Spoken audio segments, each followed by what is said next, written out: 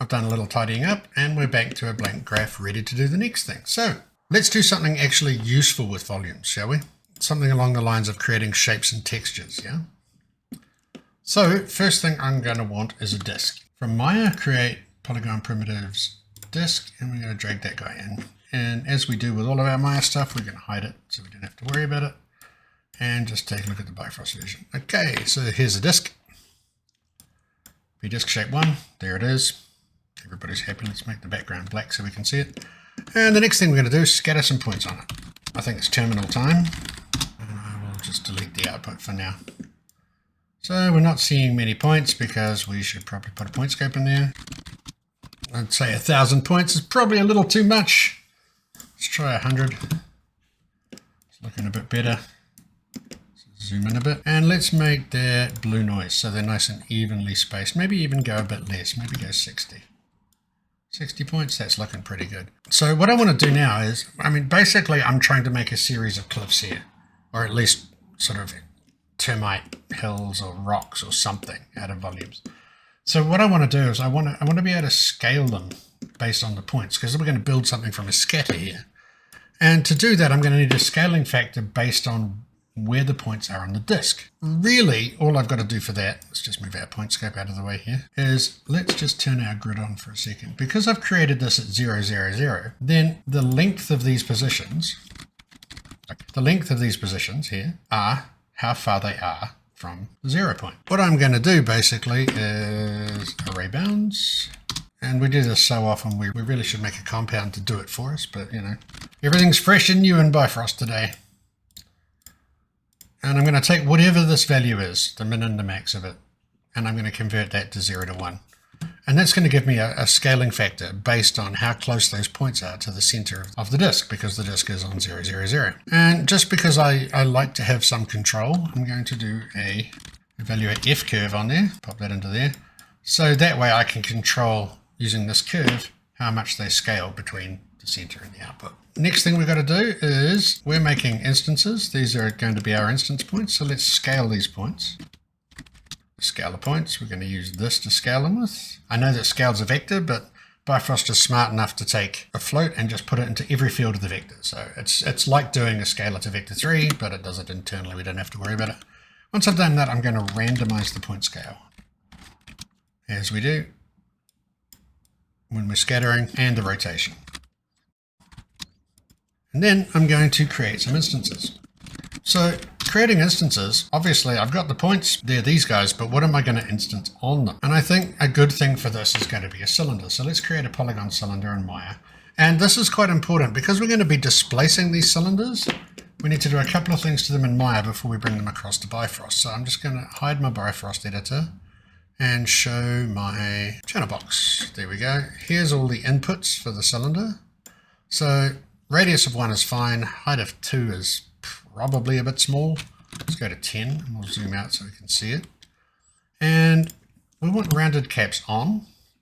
And now we're going to add some subdivisions, okay? So we need to be able to displace these, and to displace them we need more points. I'm actually going to go grab both of those and just increase them to about 60. For 50 will do. And I'm going to do the same for the cap subdivisions, so you get nice rounded caps. They probably don't need to be, 20 is probably a little bit better, like that. So we've got a really long, skinny cylinder shape, right? This is what we're going to use to build our sort of rocks / termite mounds / whatever. But this is what we use in Bifrost. So there we go. We've prepared it. Hide that, show that, and then hide that from the scene. And we'll just drag it in. So this is going to be our instance geometry. And pop that on there now, and let's have a look at my friendly terminal over here and have a think about it. And there we go. It's instanced a whole bunch of those. First thing we want to do is displace these. So we know how to do that. Those go in there, those go in there. We need something to displace it with. So fractal noise field is always fun. That into the weights. That's probably a little bit too much of a magnitude right now, so you can drop your magnitude here, or you can get exactly the same result by going to displace points and changing your scale. Well, that's looking pretty good. That's looking kind of like rock-like and wobbly and things like that. So we've got a couple of things to work on here. First off, we don't really want them to start underneath the ground. Just pretend this is the ground. So easiest way to fix that is come over to your point cylinder, back to your channel box. Your height baseline should be -1. And then they're all quite happily starting on the ground. Next thing we need to do is take a look at what's going on with our scale on the points. So to me, it looks like we're scaling down as we get to the center and up as we get to the outside, which for us isn't what we want. And the easiest way to fix that, well, you can literally come in here and just reverse this curve. We'll do it. You can even give it a little bit of preset like so. Or we can just come in here and go from 1 to 0 instead of 0 to 1. Then of course the curve has to be back to the way it was. And we can start messing with that curve until we get something we like. So I've just messed around with this a bit until I've got something I like the look of. Which is that's pretty good. I mean, we've got some points on the outside that aren't strictly being used, but we can control the look of the thing quite well here. We'll need to just change our point rotation just a little bit because they're leaning a little bit far. And remember that the point rotation is in radians, so I'm just selecting these and halving them so they stand up a little bit straighter, which is great. I can of course change my seed to get another look that I want. But at this point I'm pretty happy with my little termite mound. I can also shrink everything by doing something like this. And that'll give us a little more points. And then I can go back in here. These ones at 0.4 can now be at 0.33. Everything gets a little shorter, but we kind of get more points here, and it's a bit more of a nicely spread out curve, something like that. We can get whatever look we want by doing this kind of thing. So this is roughly around what I'm happy with and where I want to do. So these guys become our first scatter. And because we want to use these as meshes, I'm going to bake this. And so this all becomes one mesh. And you can see the merged meshes are the ones we want. So we'll pull those out there and have a look at them. Nothing should change, nothing does. And then we're going to scatter again. So let's make a plane and hook it up to the terminal so we can see what we're doing. Won't see anything much at the moment, but let's get this plane, say 10 long and, I don't know, 4 wide. I've just got like a strip here, and I'm going to scatter some points on that as well. So what we're essentially doing here is scattering with another scatter. Probably going to need my point scope. Break that connection, hook it up there. Change the color a bit, so we'll just go to color. We're going to go white, and we'll just go 0.40, so we get nice orange. And we want quite a few less of these. We want sort of maybe 15 of them. Maybe go 20. And then again, we've done the scattering. We've done scattering before. We're just going to do it again. But what we're going to do this time is the randomized point scale and randomized point rotation. Again, too. So we get our points coming out here, into the point scale, into the rotation. And, you know, we can come in here and change these as another way of getting our shape to be different, just so you're aware. What I'm going to do now is, the rotations, I'm just going to zero these out so that it's only rotating at all around the y-axis. And then we're going to like create instances. Again, these are our points, and what we're going to use as our instance is this baked mesh here. I'll pop that in there. And I'm just going to replace this one, which is the output here, this mesh, with this one. Here's a think about it. So yeah, now we've got what's almost a rock formation. So we'll do some editing here. So minimum point scale can be 1, maximum point scale can be 1.4, and this is just on every individual one. And then we can control it again here. So minimum point scale here, we'll go with 1 again, so it all fills out. And maximum can be below, I don't know, 1.5. It's all pretty similar. But there's other things we can do now as well. So yeah, we've got like a range of cylinders that have been displaced. Now we can change things like our displacement scale again, so 0.3, so it's a bit more displaced. We can even, if we wanted to, add another fractal noise field with a much higher frequency, but a lower magnitude. Those of you that have done a little bit of noise work will understand that that's a really rough approximation of how fractal noise works in the first place. But you can see we've just added a few details to our rocks now. So now we've done all of that, we've got our nice ridge of points here going on. So I'm going to use a volume to, this will bake it down into one mesh, but it will also keep all of the separations and things and leaves us less things to do. And then I'm going to do a mesh to volume. Like this. So our merged meshes goes in here. And here is a nice little node that will save you a bunch of time. Compute on frame. So this, what this says is only pull on this here. Only pull on this here on a certain frame. And let's just say frame, we'll use frame 0. So it's on the frame it's going to pull on.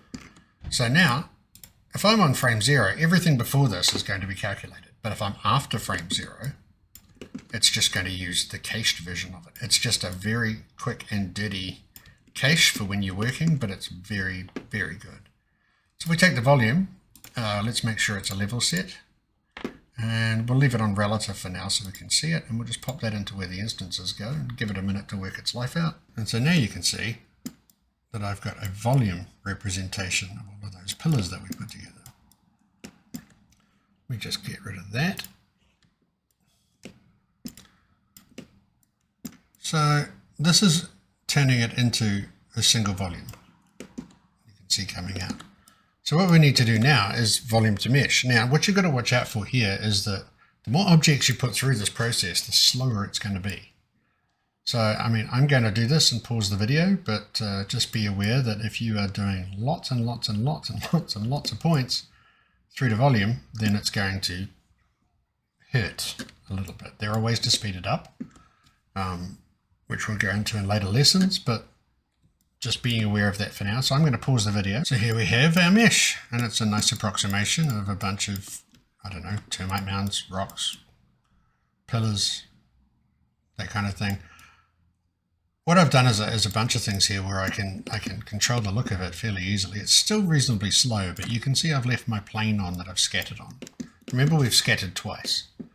So we have one scatter back here where we're scattering on the disk, and we have another scatter here where we're scattering on the plane.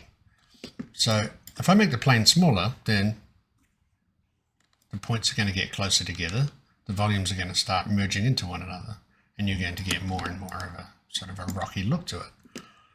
I'm also displacing, and I'm displacing here.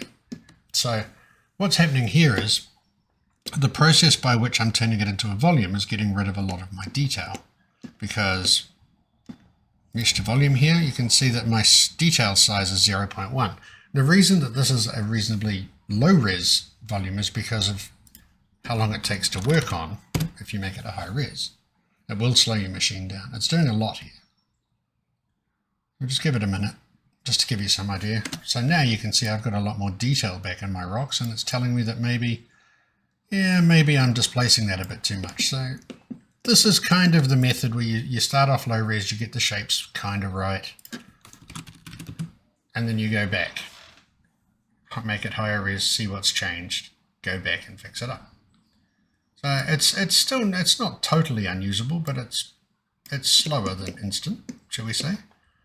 And I maybe want to do things here like change my scale. So if I have a look at this, I'm scaling everything. It's going to go and pull on that now and have a look at it between 0.15 and 0.28.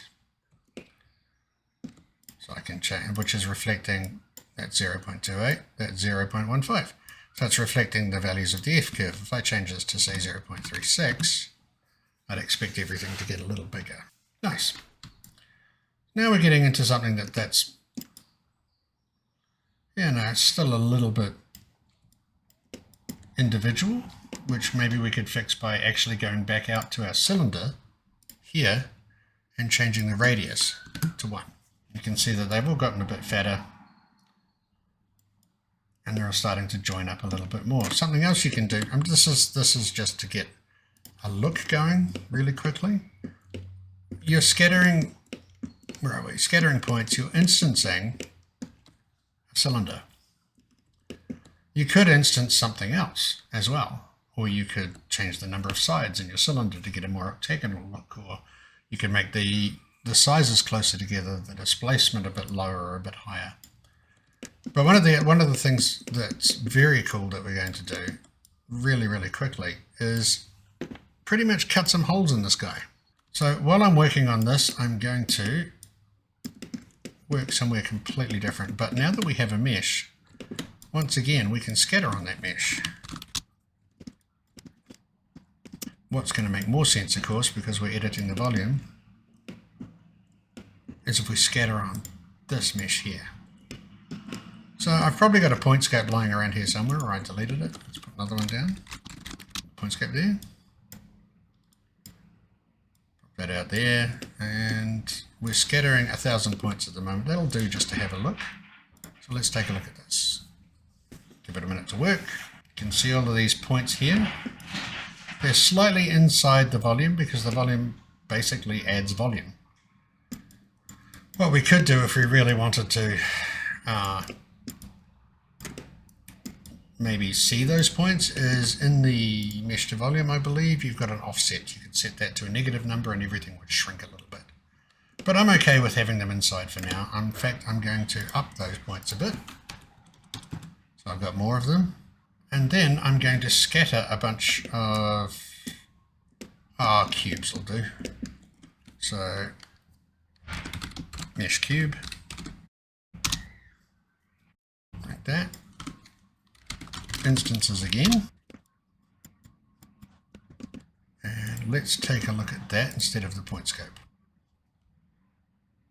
You can see I've got a whole lot of cubes scattered all over my mesh.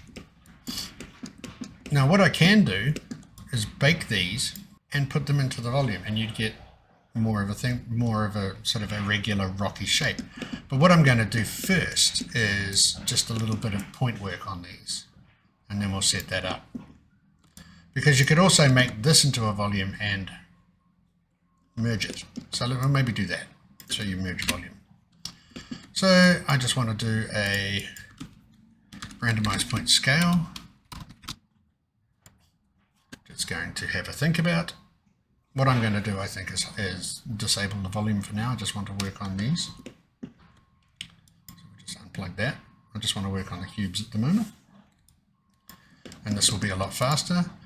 Let's say we want the minimum of 0.25 and the maximum of 2 with a different seed. Random seed. I think maybe 2 might be a little bit big. So maybe we go 1.5. Or even 1. And then we're going to do a randomized point rotation as well. Except this time, I'm going to randomize it on all 3 axes.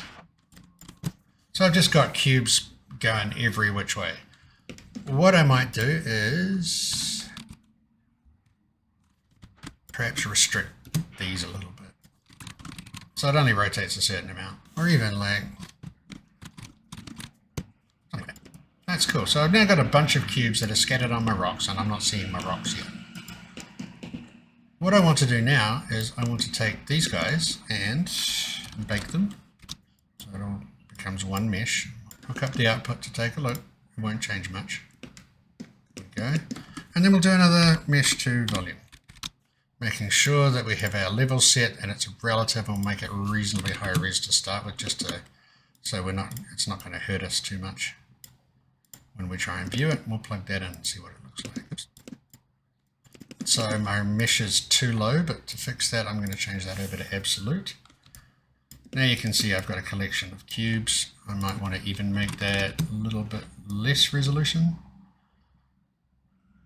just because otherwise we're going to get into some trouble. So now what we've ended up with is we've got 2 volumes. There we go. So this one's already a mesh. And what we want to do is in between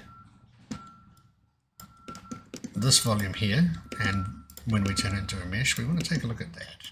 There's our volume. So now what we can do before we turn it into a mesh is merge volumes. So this takes two volumes and outputs a single volume. It helps if the volumes are the same kind. So, we're working with level set volumes or sign distance volumes, if you like. So that's fine. They're both the same size, the same kind of thing. And what you would do is plug in two volumes. Then you've got a choice of what you want to do. Do you want to turn this off and on? We're not working in fog density, so we can close that. And we can leave that alone for now. Really, all we care about is this. So we can union, difference, and intersection. We can do a Boolean combine with these volumes. So I'm going to leave that for union right now. And I'm going to plug this thing to here. And we'll take a look at what the union of these two volumes looks like. So now you can see that I've still got my original volume of my pillars, but now there's just random cubes all over them. And that immediately tells me that my cubes are a little bit big. Easy to fix. Come into randomized point scale, and let's just take this down to 0.75. And there we go. So we've still got very obvious cube stuff going on, but that's okay. That's maybe a look I'm going for. The other thing I can do is I want to push all these cubes a bit further into my pillars here, just a little bit in. So I can actually take these points that I'm using to scatter on. Just select all of that. I can displace these points. Because if you look here inside the scatter, you have point normal, which means it is transferring the normal of this geometry to these points. Thing, of course, to check is, does this have a normal? To see if this works. So we'll put a watch point here, and we'll see if it comes out with a point normal. And it does. So without doing anything, the scatter is transferring those normal values to the points, which of course means that I can displace along the normal, displace points. And this is just a little bit more complicated stuff to see you through. You see they've all pushed out. Boom, boom, boom, boom, boom. Because by default, the scale is 1. If I make that minus 0.5, and we watch our cubes, you can see that they've all been pushed in. So now, you're just getting, instead of cubes that are almost floating in the air, you're getting cubes that are pushed into, and just offering a little bit more of a shape change than anything else. This can also be helped by, you could add some noise to the weights here so that they displace by different amounts in and out. See, I've actually got nothing plugged into this. You could change a vector, you could change the scale, which we did. You could do all kinds of things just to get that. But this is just to give you an idea of what we're doing, so just scattering rocks. What I would like to do though is if I take my point scale, you see how I'm scaling X, Y, and Z uniform? I might want to change that to X, Y, and Z separately so that each axis of each cube gets a different scale. And that is now looking a little better. I maybe want to shrink them in just a little bit more.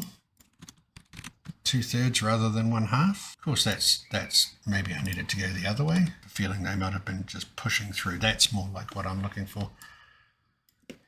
And once that's done, and this might be a pause the video and come back. Let's save that.